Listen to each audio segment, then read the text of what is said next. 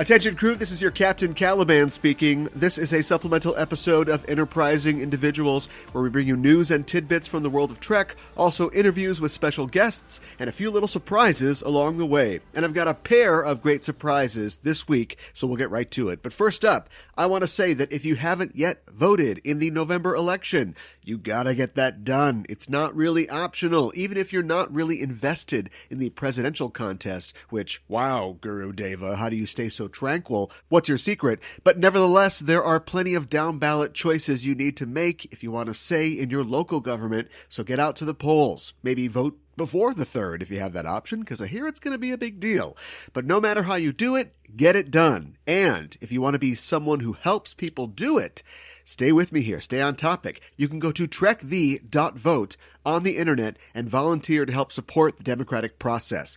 Trek the Vote has teamed with a number of nonprofit organizations to help people donate their time as poll workers, making sure people have the PPE and supplies they need for long wait times, helping people who need assistance voting or finding their polling place. It's a nonpartisan organization. They just want to help you give of your time to help people who want to exercise their democratic right to vote. So if you've got the time this week or this weekend, and even after the 3rd, there's still volunteer opportunities because the election is just the start of the election process. Go to www.trekthee.vote and sign up to help out. This is the last time that we'll speak until after the election, so no fooling around. Captain's orders, get out and vote. On the show today, I'm talking with Mark A. Altman. Mark is the producer and co-writer of Free Enterprise, which he co-wrote with Robert Meyer Burnett, who directed it. And if you're of a certain age, you'll probably remember Free Enterprise as the movie that William Shatner raps in. If you're a little younger, you probably know it as the movie all the Shatner gifts come from. But it's also a semi-autobiographical look at Mark and Rob's lives in the 90s, trying to climb the Hollywood ladder while ducking in and out of comic shops and bars and arguing over whether Boba Fett survived the Sarlacc pit. It's a state of being I found to be all too familiar to my own 20s. I never lived in LA, but I have been the only adult man in a Toys R Us a time or two. Mark followed his nerddom to Hollywood, where he went on to become a writer, producer, and director. He's currently an executive producer and the showrunner of the CW series Pandora, and you may be familiar with his comprehensive 2-volume The 50-Year Mission, an oral history of Star Trek, which he co-wrote with journalist Edward Gross. I got a chance to talk with Mark recently about his show, his books, his podcast, being a nerd in Hollywood, and how Star Trek has inspired the worlds he himself has created. Mark has a lot of irons in the fire, so I guess I'd suggest that you check out the show notes for all the links to what he's got going on. If you like this conversation, you'll probably really like his podcast, Inglorious Treksperts, where he and Darren Doctorman talk with Trek stars and industry professionals about Trek. The 50-Year Mission is a required reading, so check that out on Amazon or wherever you get your books, and watch Pandora, which is now airing on the CW on Sunday nights in its 2nd season. It's a really fun series. Okay, that's it for me. Let's get into it with Mark. Stick around after the interview for the other surprise, which is Captain Janeway related. Get out and vote, and with that, let's get underway. My guest on the show today is Mark A. Altman. Mark is a writer, producer, and director, and he's the executive producer and showrunner of the sci-fi series Pandora, which is in its 2nd season on the CW. Mark co-wrote and produced the film Free Enterprise, a semi-autobiographical look at sex, sci-fi, and Shatner in 90s LA. He's also the co-author of The 50-Year Mission, the complete, uncensored, unauthorized oral history of Star Trek, and he's the host of the Inglorious Treksperts podcast. Mark, welcome to the show. Thanks, Aaron. I got to tell you, that is the best description I've ever heard of Free Enterprise. And that movie's 20 years old. I've never heard a better description. I love that. Sex, sci-fi, and Shatner. What a great description. I'm stealing that. That wraps it up pretty good, I think. Yeah. Yeah, it totally does. Oh, my God. And it's so funny because I talk about that movie like, oh, everyone's seen it. I forget it's 20 years old. And, they never put out, they haven't put out a Blu-ray because there's no high def transfer. Yeah. So it's like they have to put all this money into doing a high def transfer. And so it's sort of become this little esoteric little gem. And but I love it. I love that description. It's so apt. And it was my first movie, and it was one of the great experiences of my career. I mean, it was just a fantastic, fantastic thing to do. Well, it's great to have you aboard, and I always ask new guests on the show how they first became Star Trek fans.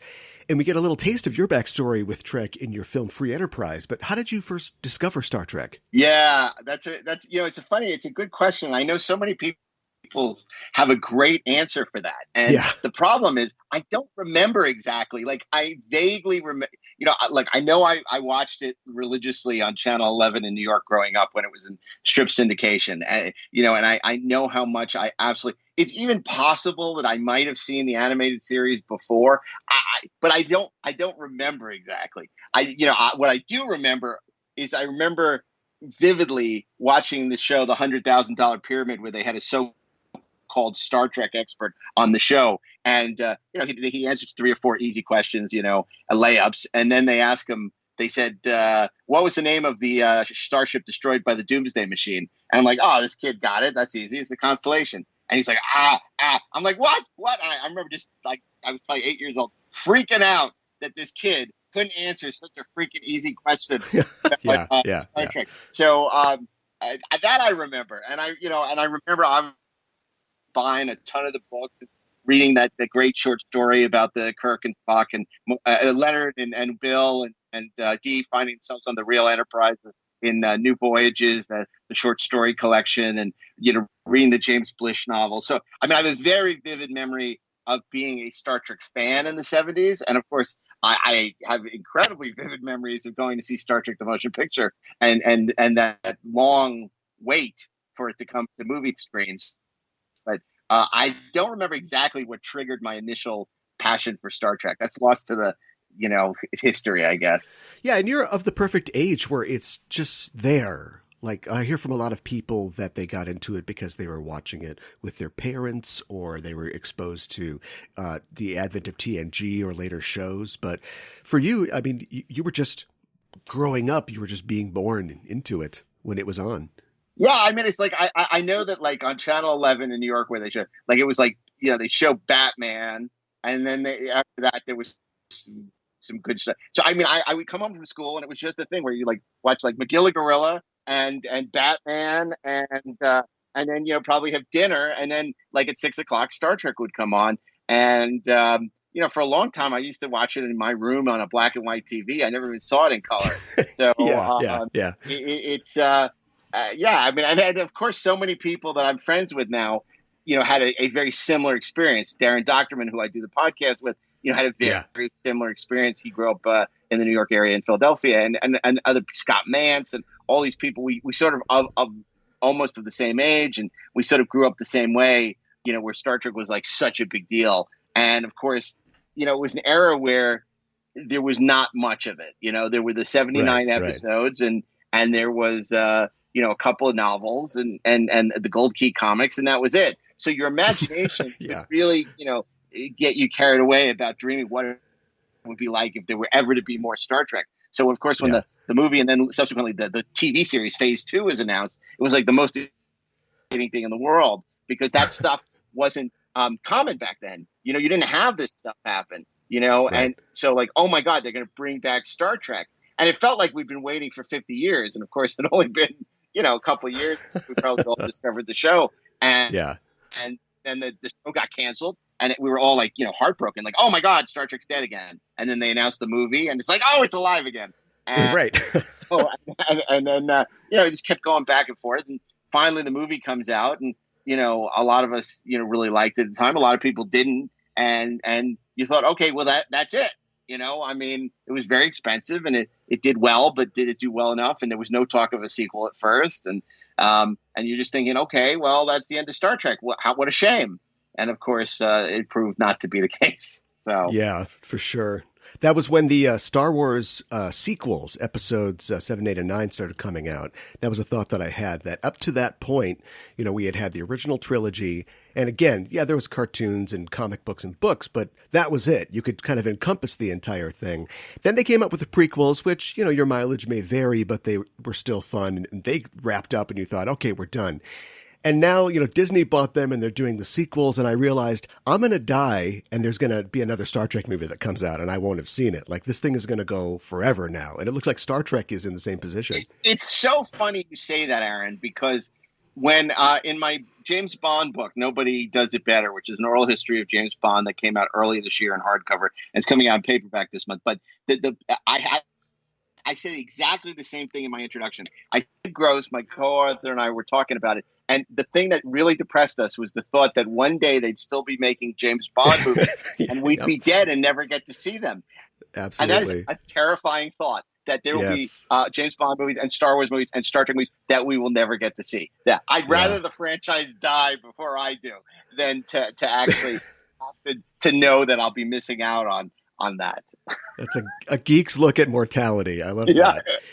It's also it's one of the things I really like about a free enterprise, other than rapping Shatner, is that the film provides a very specific nerdy look at fandom in the 90s. My itinerary for the weekend back then was very similar to what Mark and Rob are doing in the film. We'd pile into my friend's crappy car, get Mexican food, hit up the bookstore, the comic shop, the used book place, do the circuit. And then we'd spend all of our time arguing over who the best X-Men artist was, or, who would win between a Gorn and a Thalia and that sort of thing. Yeah. It's so funny because, obviously we made that when these films were, Swingers was huge at the time. And, a lot of the, look, a lot of people would say, oh yeah, that's the age of the straight white male, going and partying movie. But Free Enterprise was definitely a product of its time. But, for us, we were so sick of, the sort of cliche of the get a life Star Trek fan and the, right. And the nerd, the one that's depicted in Trekkies, where, it's just everyone's a big loser and they're sort of mocked, you realize it for like being a Star. Like, that was not the kind of Star Trek fan we knew. Like, the people that we knew sort of had come out, either gone to film school or we used to joke that, for us, Los Angeles was kind of like Devil's Tower and Close Encounters. Some of us, everyone, we all heard this call. Some of us made it and some of us didn't. It means something, yeah. It means, this means something. And then we came out here. And so, like, the people that we knew, obviously we were completely dysfunctional. There's no question about that. But we weren't nerds, we were geeks, And, right. I mean, we were all dating. We all had girlfriends and and our friends who were gay all had boyfriends and it was not like it wasn't like we were it was very and we took Star Trek seriously, but we also took a lot of other things seriously, politics and international travel, all kinds of stuff. And so It was and we'd never seen sort of ourselves reflected on the screen. It was always the Big Bang Theory type of Star Trek fan. Yeah, right. Yeah. So that, I think, if nothing else, I think that's why people reacted so positively to our film, because they were like, wow, it's like, I've never seen like sci-fi geeks like portrayed in this fashion before. And of course, like from a personal perspective, it was incredibly meaningful for me to have the chance to work with like my childhood idol, Bill Shatner. And, for all the people that bitch and complain about him, we had nothing but a remarkable experience with him. I mean, he was just a delight. And, we always say it's sort of ironic that we made a movie about two dysfunctional Star Trek fans who become, friends of William Shatner and find out he's more screwed up than they are. Right. Yeah. That's kind of what happened in real life, for us. And we became friends with Shatner and, realized screwed up than we were in a good way. Yeah. On your podcast, Inglorious Treksperts, recently you were talking with Steve Aspel, the president of 20th Century Studios, and you were asking him about the experience of being somebody who grew up a fan of sci-fi, of Trek and geeky stuff, and later becoming a Hollywood professional, a producer, seeing the business from that side. And I guess I'd ask you the same thing. Like, what's it been like to be somebody who grew up with a lot of toys, who's gone on to be playing with the real thing? Yeah. That's a good question. And I'm not sure I have a great answer. I have to say, Steve Aspel was a phenomenal guest on the show. I mean, and sometimes it's amazing. You're always amazed by the people that are fans of yours. Like, I mean, I think that, and so I've had in my career, like, a lot of people come up and say, oh, I'm a big fan of yours, and it's like I'm sometimes really amazed by who those people are. And Steve was one of those people, and he was just dying to be on the show, and I couldn't understand why. and then we had him on, and he was so terrific. But it was great because you're exactly right. He had like his little Eagle Moss Prometheus, and he had all his stuff. And, there was a time, because like when you look at Free Enterprise, like Rob's apartment, the character of Rob, is just filled with all this, toys and miniatures and posters and props and things. And, it's almost, I remember, this is a true story, an ex-girlfriend of his once said to him, I feel very uncomfortable being in your bedroom because I have all these little eyes looking at us. And he's referring to his action figures. And so I always was a little more tasteful. Like I definitely had my collection. But I tried to like have like one or two display cases, and I was always careful about like what I had. I mean, I still, have a lot of stuff, but it definitely is more curated rather than everything I was ever into.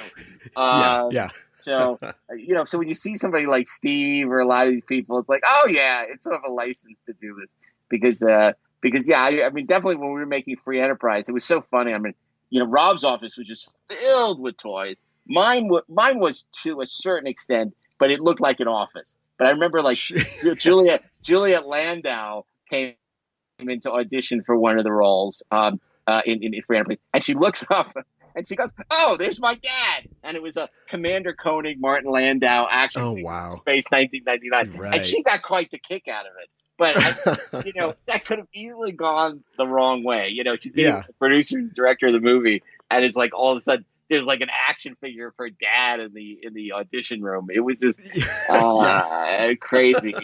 But that's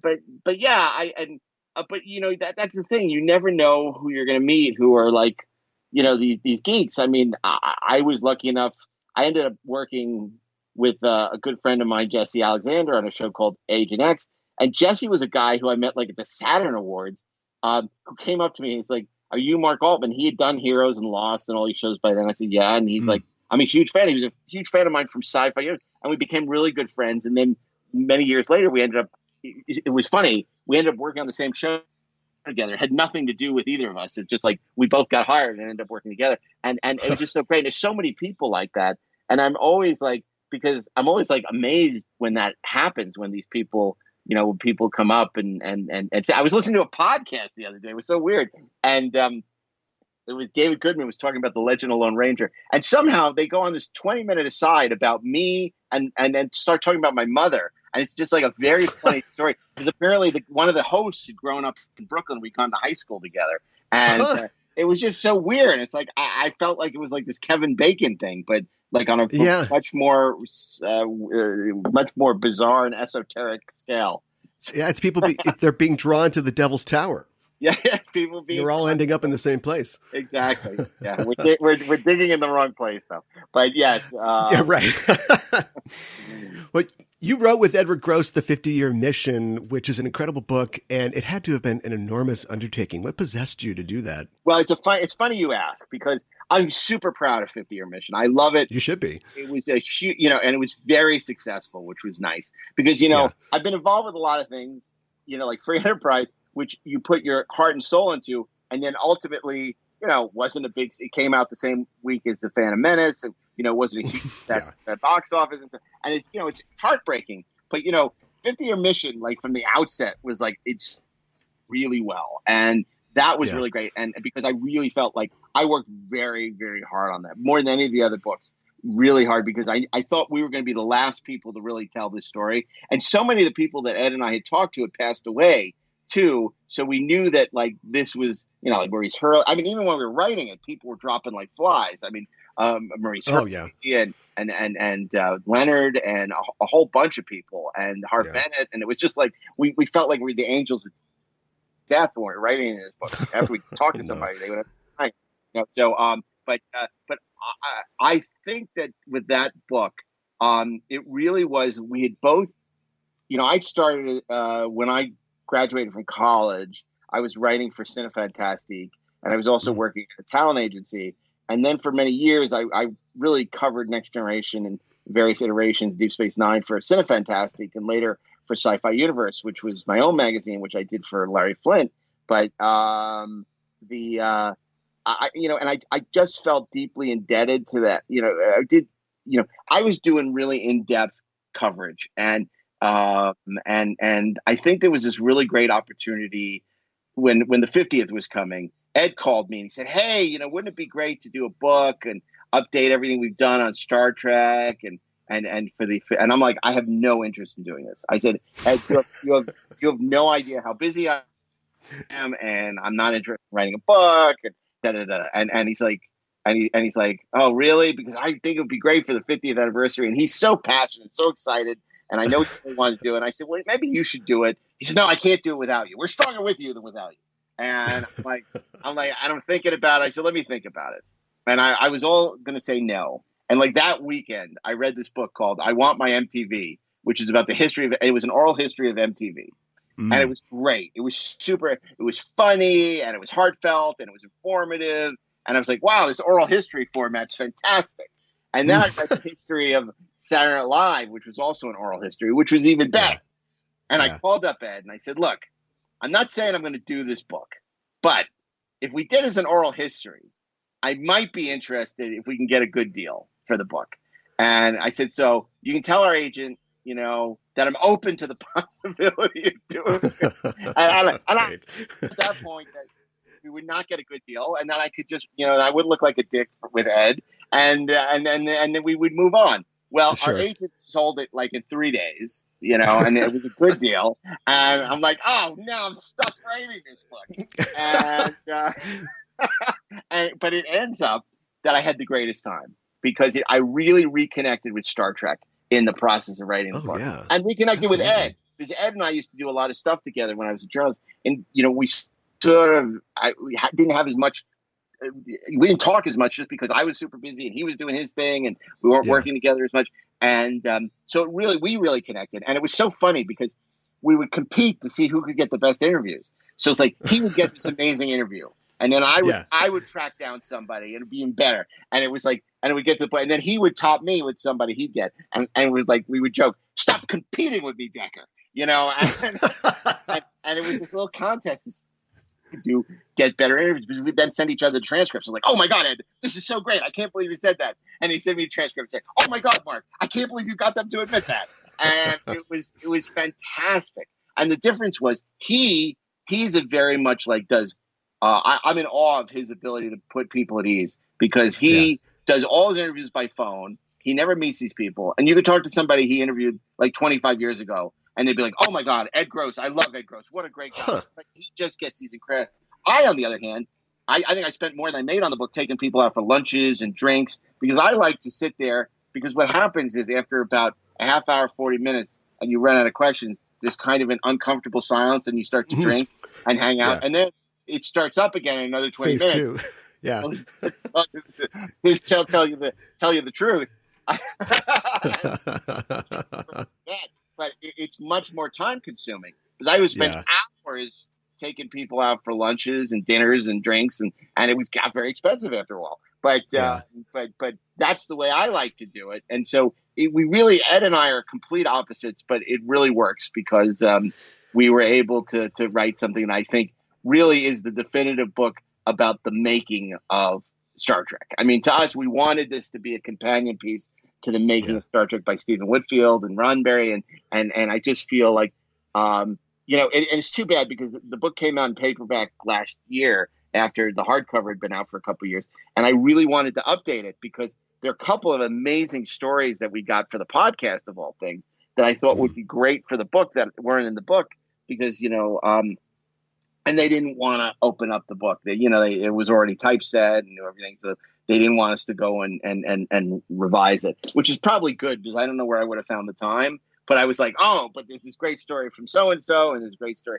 I mean, I love the story that Jeff Kleeman told me while we were talking for the Bond book, where he told me this whole story about how Nick Meyer kept turning him down for Star Trek VI, and he came out to visit him in Cape Cod and said he wasn't doing the movie. And then they went into the cabin and Star Trek 2 is on ABC, and they start watching it, and all of a sudden Nick Meyer is saying, "Oh, I liked it with that and this, and oh, I did this." All of a sudden, in the process of watching Star Trek 2 on ABC, suddenly Nick decides he's going to do Star Trek 6. And that's like a story that I never heard before. It's like a remarkable story. And it's kind of like, wow, if Star Trek 2 hadn't been on ABC that night on the ABC Sunday Night Movie, would Nick Meyer have ever done Star Trek 6? Yeah. So it's kind of like, so there is all that kind of stuff that got me really excited and, wanting to update the book. But, and then people keep asking, you can do volume 3 on the new shows. And, there's no way I would ever do that. So, just because, that's a story for someone else to tell. And I'm not really, there's so much to tell about these new Star Treks, and it needs to be somebody who's like really passionate and committed, and who's going to turn over every rock. And I'm not that guy. I don't think Ed's that guy, but at this point, I think you just have to have this incredible, passion to tell the story, because these books are really hard to write. And so I think the best books done are the Star Trek books. I mean, I think Bond is amazing because, we're huge Bond fans. And, I think the Galactica book is fantastic, Yeah. And that was a really fun one for me, because that was a case where, I literally threw out a chapter. We've almost finished the book, and I was rereading it, and I read my chapter on Galactica 1980, and I said, there is nothing in this that no one else has written in the past. And I said, no one is ever going to write about Galactica 1980 again. So we have to write a better chapter on Galactica 1980 than anyone has ever written. So I went back and I interviewed 20 more people for it. And I got all these great, amazing stories. And now it is truly the greatest thing ever written about Galactica 1980, which is awesome. A low bar, admittedly. Yeah, I'm very proud of it, because I just think it's a total hoot. And the biggest compliment was, I remember, when I was talking to Ron Moore after the book came out, and Ron was just like, I was just going to skip through and read my quotes. And then I was really into it. So I ended up reading the whole chapter on my show. And he said, then I finished and I started reading the book from the beginning and read the whole book from the beginning of the original show, Galactic 1980. So I love that book. And that was the biggest compliment. It's like, we dragged Ron Moore into writing the whole book. So he's got to read the whole thing now. Exactly. There's a lot of new Trek shows. Trek's gone through a lot of changes in the last 50 years, and it's starting its second half century with a lot of changes as well. And I don't think it should be a surprise to anybody that Trek in any form is really more about the era in which it's made than the future it's set in. In your mind, what is the Star Trek series for the 21st century and the current moment look like? Well, I think that's a really great question. And look, from a selfish point of view, I would say that the Star Trek series for the moment is my show, Pandora. Sure. Okay. Because obviously Star Trek was a huge influence on it, and particularly in the second season, you really see the huge influence of Star Trek, because, of course, our Oliver Dent's Xander Duvall gets a ship called the Dauntless. It's a giant starship. We have a bridge, and we have but we also, more importantly than that, it is a show that extols optimism and hope for the future. It has the idea that friends are family and can overcome any obstacle. Sure. We deal with contemporary social issues through the lens of allegory, like the original Star Trek did so well. Issues of xenophobia and date rape and all kinds of things. So, I mean, obviously what I call now vintage Star Trek, original, Next Gen, Deep Space Nine, was huge influence on the show. And I feel like, the first season, we're finding our space legs. I mean, I'm proud of it, but we got Greenland in February. We were on the air in July. We didn't have a lot of time. We were filming around the world. It was insanity. But the second season of the show that recently premiered on the CW, I just think is fantastic, and I'm so proud of it. And I to me, it honors so much of what I've learned about Star Trek and what made Star Trek work. To me, that is part of the DNA of the show, without being Star Trek, because clearly it's not a Star Trek show, and it's a very different type of show with different type of characters. But but I definitely took the lessons that I feel that I learned from people like Rick Berman and Michael Piller and Ira Bear, and even going back to the original series, and applied them to creating my own sci-fi series. And I don't think our first season was Next Generation season one. But I feel like, by the time you get to the new season, we're sort of cruising along. Next Generation season 3, hopefully. What I love about the show is it's very fun, and I think it's easy to get into, but there's also some extremely deep lore there, and that's kind of what I really like about sci-fi, the different aliens and the conflicts. And knowing that you had so little turnaround time is like, it's an amazing feat that you packed all that into the first season of the show. Not only did we have so little time, but it's no secret. Obviously, we don't have a huge budget, and I say it's kind of like when Babylon 5 was on the same time as Deep Space Nine. Babylon 5 was the little show that could, and for us, we have the budget of we spend on a season what they spend on an episode. So a lot of the other big sci-fi shows, and so, it's definitely a challenge, but that can also be an opportunity. And I think, with first season, it was really about introducing the characters, and it was very standalone and everything. Mm-hmm. But I think season 2 is very serialized, and we really are able to explore the characters in much more depth. And I think it's a lot more surprising. And there's some really sort of classic Star Trekian types of challenges and stories, and I'm really happy about it. And I mean, just the fact that we were able to film it during a pandemic is really absolutely remarkable. I mean, we're wrapping the second season this week, and it was just an incredible obstacle to overcome. But I just feel like everything about the show, we had a new production designer. I just feel like the effects, the music, the cast, everything about it, the stories, the scripts. Everything's just taken a quantum leap forward this season. So I'm really, really excited. And maybe the pandemic helped because, of course, we had more time. But I'll let viewers be the judge of that. But from my personal perspective, I'm very happy with how it turned out. Yeah, I'm really looking forward to it. I also like just a little thing, but every episode has a Bob Dylan song for a title. Is there a story behind that? Yeah, that's so funny that you noticed that, because very, very, very few people do. It's maybe not your target audience. Yeah, it's a very limited audience. Dylan fans. To me, I love the poetry of original Star Trek titles: Requiem for Methuselah, The City on the Edge of Forever, A Taste of Armageddon. Those to me are great. And even when you get to the shows like the Next Generation and Void, they're very boring. The Enemy, The Defector. There's no poetry to them. One thing I knew I wanted to do was have, titles that are more poetic, that also aren't just the high concept description of the episode, or a Latin quote. Or a Latin quote. Exactly. Deep Space Nine did a lot better with titles than Next Gen and Voyager did. But so I said, what's more poetic than Bob Dylan? And of course, his songbook is so extensive that it's going to be many years before, I had already said, first season will be Dylan. And I think I joked at some Sony event, the second season would be like, Taylor Swift or something. I was kidding. But I thought, okay, we'd have to go to another artist because, after one season, but it was no problem finding Bob Dylan titles. Yeah. And it's so like the second season premiere was Things Have Changed, which was so perfect because we, in a way, repilot the show and it's 6 months later and there's a time jump and it was just so perfect.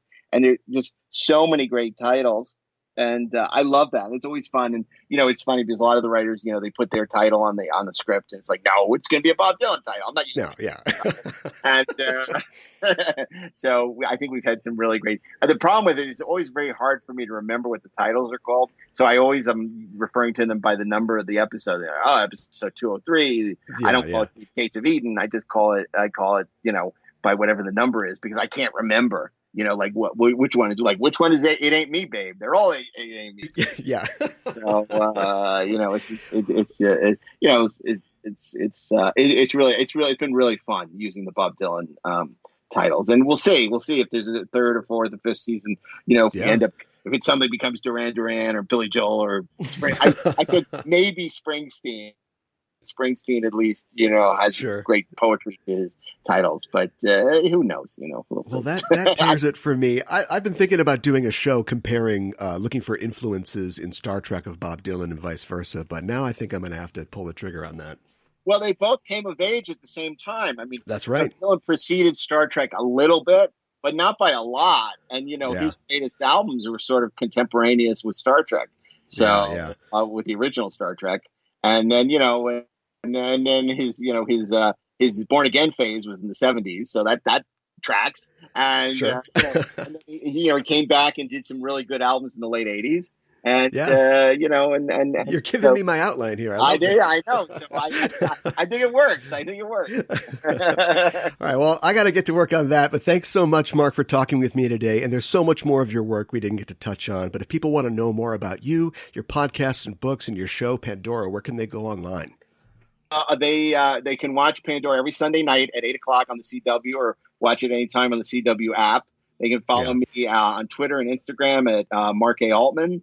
And or they can just shout really loud, come on. I guess so. Maybe I'll hear them. But it's been a real pleasure. Thank you for having me on the show, and I appreciate it, and definitely I'm happy to talk again in the future. I'm always happy to talk about Star Trek. Oh, speaking of which, if you want to hear me talk about Star Trek, they should come listen to the podcast Inglorious Treksperts with Darren Doctorman that drops every Saturday wherever you listen to podcasts, or you can actually watch the podcast on the Electric Now streaming app, which is Electric Now, and we have the video podcast that's streamed for free if you are bold enough to actually want to watch us. To look at your visages, yes. At our happy smiling faces. REM could be. I could name episodes after REM, actually. That's doable.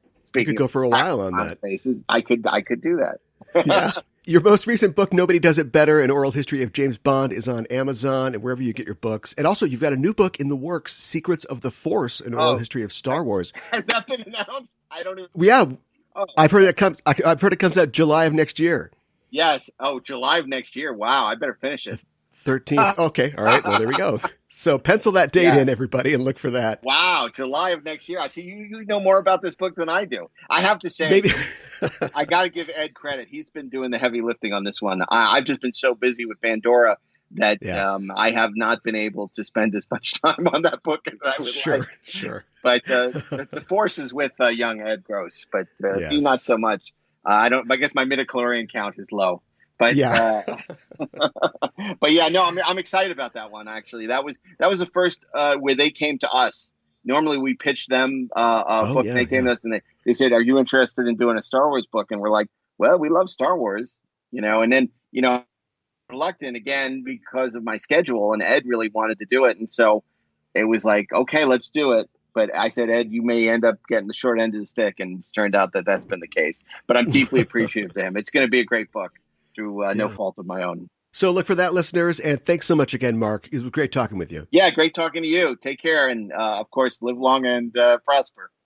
Absolutely. That sounds so lame. I take it back. Just have a good day. We'll cut that. Thanks to Mark for talking with me. It was a lot of fun. We're going to try to get him back on the show again, maybe early next year, to talk about an episode or maybe talk more about the 50-year mission. Mark is the kind of guy who peppers like 25% of his speech with Trek and sci-fi quotes. He's an old school, hardcore Trek fan, so I'd be interested in some of his takes on classic episodes.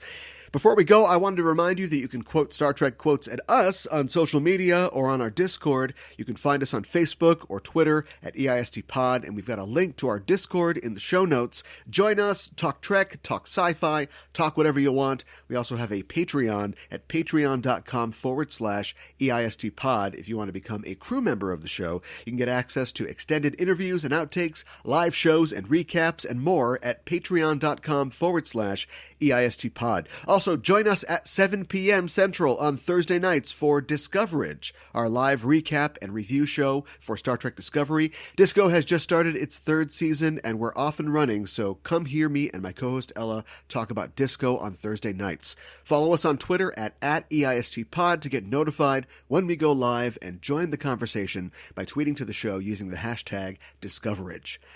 Okay, time to talk about Captain Janeway. So I was lucky enough to get to go to the unveiling of the new Captain Catherine Janeway statue in Bloomington, Indiana.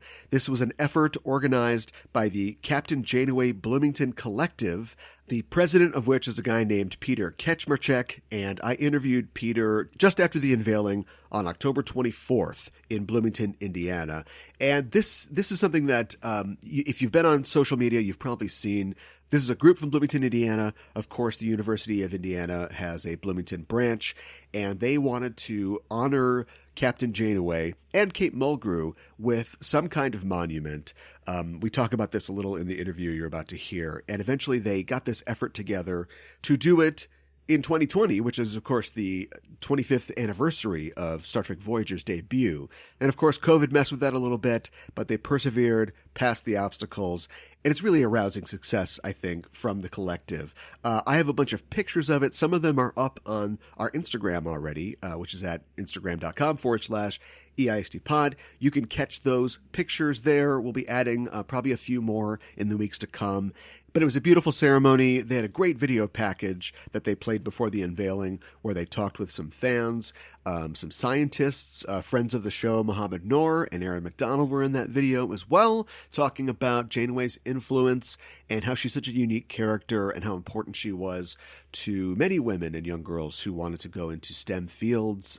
Robert Picardo showed up to kind of crash the video, and he was really funny. It was a great ceremony, and I've got an interview with Peter Kaczmarczyk about the process of kind of putting it all together. The audio quality is not great.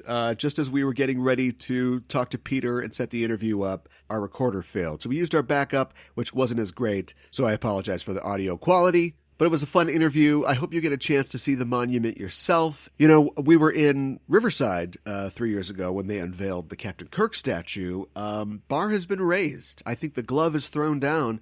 It's your turn, New Orleans. Where's the Cisco? And France, where in France is Picard from? It's time for a monument there. Let's get this thing going. Where the hell's Archer from? Isn't he like from upstate New York or something like that? Okay, all right, let's make that happen. That's it for me. I'll throw to myself and Peter. We'll see you next week for another episode, and until then, live long and prosper. We're here with Peter Kaczmarczyk, who works at Indiana State University, Bloomington, and is the president of the Captain Janeway Bloomington Collective, and a Star Trek fan yourself, of course. Oh, absolutely. I usually ask guests when they're first on the show how they first discovered Star Trek. How'd you become a Star Trek fan? I was watching the reruns in the 1970s. Yeah. My sister was actually the big Star Trek fan in the house. She just had a crush on Spock like you wouldn't believe. Yeah. But it was a constant in the background. And we only had a little black and white TV at that point, so I was just, grainy screen. But I watched it all through the 70s. And then, the movies came out, and Next Gen came out, and I stuck with it and watched Next Gen from the beginning, and really have just been a Trek fan all the way through. It's such a good bet to be a Trek fan because it has continued to deliver content over and over again, as the years go on. It's like if you're like a Battlestar Galactica fan, you get like the original 1980 or reboot, but Trek is just continually making more and more stuff. I think it's really amazing. Yeah, they reinvent themselves really well. And they do that, yeah, exactly, yeah. And of course, we're here in Bloomington. We're having just seen the unveiling of a statue commemorating both Captain Janeway and, of course, Kate Mulgrew, the actress behind the actor. It's it must be an amazing process and a long process. What was the timeline like from the concept of the idea to the final casting and the presentation? In January 2019, we first had the idea of we're going to do something, even if it's a modest little bench. We need something in this town to mark this. Yes. And so basically, it was from then to now, almost 2 full years. But by June 2019, we had the whole team together, and we had pretty much decided we wanted to go with a bronze bust and a limestone base. Sure. We were still working out the design of the base, the shape, the curved lines and such. But by June 2019, we pretty much knew what we wanted to do. And we launched a real formal fundraising push in the fall of 2019 with a $30,000 budget. Right. And that was the key to getting the project going, because then we could actually hire artisans and craftsmen and start really, turning these designs into physical reality. Yeah. So we were working on it by late 2019. Sure. And of course, you originally wanted to have it done in May of this year, which is the 25th anniversary of Voyager. But how'd you handle that setback? Well, it was a bit of a shock at first, though, we saw it coming, and we've been paying attention to COVID and just sort of crossing our fingers. Yeah, hoping, But we just decided we got to roll with this. This is something everybody's dealing with. We're hardly the only thing that's being postponed, and we'll just sort of wait and see. Yeah. By summer, we knew for certain contractual reasons that things had to go in the ground in 2020. We could not have put this off into another year, even if we wanted to. Sure. So come summer, we said, look, we got to pick a date in October. We picked a date where there was a chance that Kate Mulgrew might be able to be here in person. Sure. Didn't work out, but she was still available. Yeah. And then we started publicizing it with no real idea how many people were going to show up. Yeah. And this was a lot more than we knew the last week that this isn't just going to be 40 or 50 people. We're going to be pushing over 100. Someone estimated 250 people here today, and that's amazing. I mean, pre-COVID, I wouldn't, Trekkies, they're going to be thousands. But, in this environment, we really didn't know. And I'm glad the crowd people wore their masks. They social distanced really, I think, as best you could in that crowd. Yeah. And it was wonderful to see everybody here, and that we were able to reschedule this and really make it happen. Yeah. Bloomington, of course, is important to Jerry Taylor, one of the co-creators of the character, and she, of course, then made it Janeway's birthplace. What do you think that makes Janeway essentially a Hoosier? Well, I think it helps balance out, she's a scientist and an engineer, but her roots here, especially if you read the book Mosaic that talks about her childhood here, it's much more, it's rural, it's farm country, and I think that provides a good balance in her personality between somebody who's very geared toward like the science and numbers and tech, but she also grew up in farm country and, sort of had a little of both of those things in her, and I think they really helped, sort of flesh out a complete character that's not just a tech guy or not just some rural person. Yeah, sure. And it's so fascinating that Kate Mulgrew's upbringing was similar in that way, even though she grew up in Iowa, having that same rural upbringing. Well, thanks so much for your time, and it's a beautiful monument. People can see it online. Where can people go to find out more about the collective? All right, well, we have a Facebook page. It's the Captain Janeway Bloomington Collective. That name may be changing. We're kind of realigning the names now that the statue's in the ground. Sure. But if you search Janeway Statue, you should be able to find us on Twitter, on Instagram, on Facebook, and other platforms as well, most likely. Well, thanks so much for talking with us. All right, thank you. Very much my pleasure. Thank you.